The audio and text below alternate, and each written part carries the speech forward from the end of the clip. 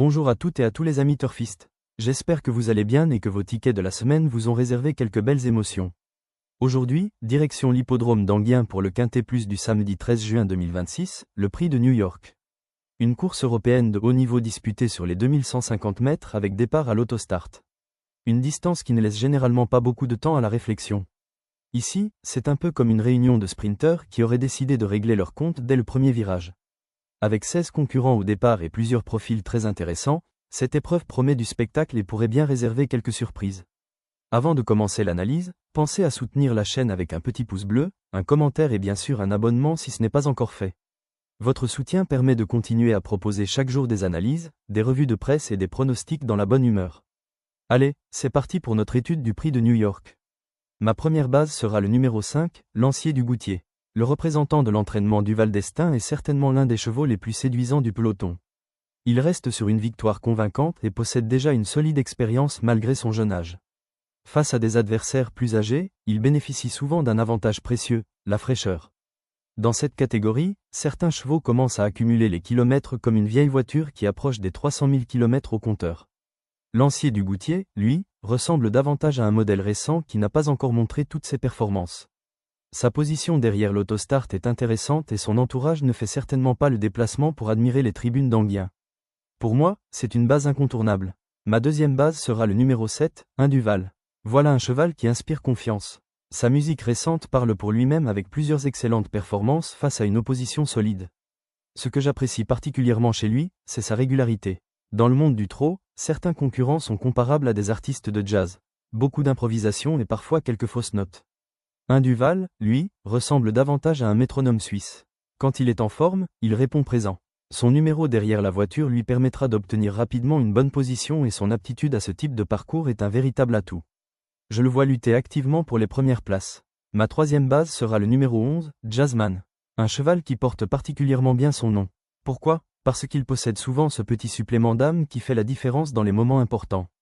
Certes, ses dernières sorties ne sont pas exceptionnelles mais il retrouve ici Alexandre Abrivard, et cela change beaucoup de choses. On connaît la qualité du tandem et la capacité du driver à optimiser chaque parcours. Avec un bon déroulement de course, Jazzman peut parfaitement jouer un premier rôle et même créer une belle surprise pour la victoire.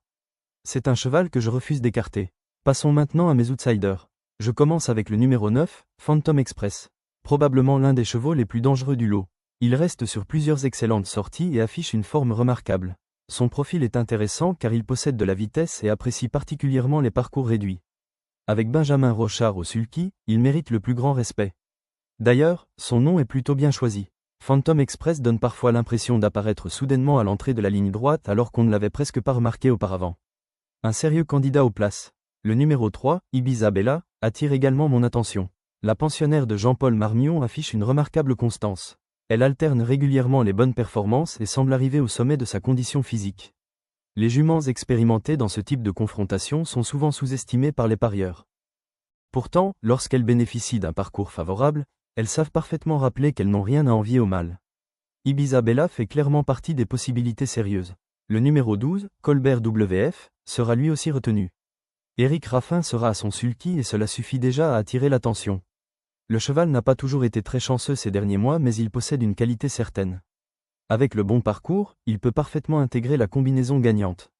Lorsque Raffin récupère un cheval compétitif sur un parcours de vitesse, il faut toujours se méfier. C'est un peu comme voir un grand chef entrer dans une cuisine avec de bons ingrédients. On sait que le résultat final mérite d'être observé. Le numéro 15, Lightning Stride, constitue une candidature particulièrement spéculative. Ses dernières performances ne sautent pas aux yeux mais plusieurs détails m'intéressent. Tout d'abord, elle possède de la qualité. Ensuite, elle affronte un lot dans lequel beaucoup de concurrents se tiennent de près. Dans ce genre de course, la moindre ouverture peut faire gagner plusieurs places. À belle cote, elle mérite d'être glissée sur quelques tickets. Le numéro 13, Elegance Chronos, est un autre outsider séduisant. Elle ne possède peut-être pas la première chance théorique mais elle reste capable de surprendre. Son entourage sait préparer les objectifs et sa situation derrière l'autostart pourrait lui permettre d'obtenir un parcours économique. Dans un quintet où beaucoup de regards seront tournés vers les favoris, elle pourrait profiter de l'effet de surprise. Enfin, je termine avec le numéro 8, Indie Rock. Voilà probablement le cheval le plus difficile à juger du peloton.